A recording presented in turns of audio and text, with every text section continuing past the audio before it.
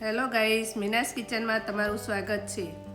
હું આજે લઈને આવી છું ગરમા ગરમ સેવસર। ચાલો આપણે બનાવીએ।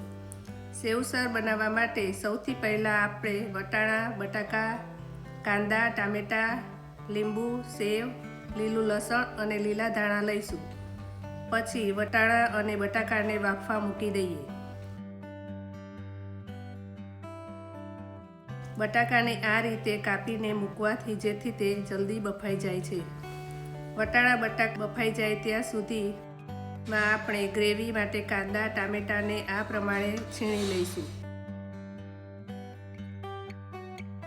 અને સેવસર પર નાખવા માટે કાંદા ટામેટાને ઝીણા ઝીણા કટ કરી લઈશું।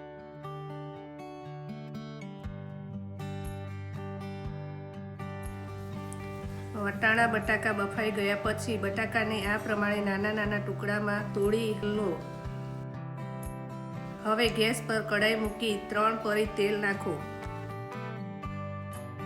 પછી તેમાં 1 ચમચી હિંગ નાખો અને તેમાં છીણેલા કાંદા ટામેટા ગાર્લિકની પેસ્ટ અને થોડું આદું નાખો।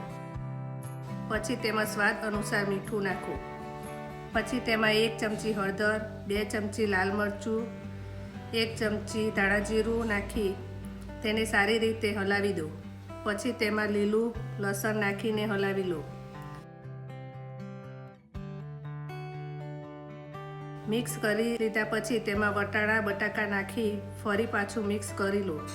તેમાં 1 ગ્લાસ પાણી નાખો અને સ્વાદ અનુસાર મીઠું નાખી દો।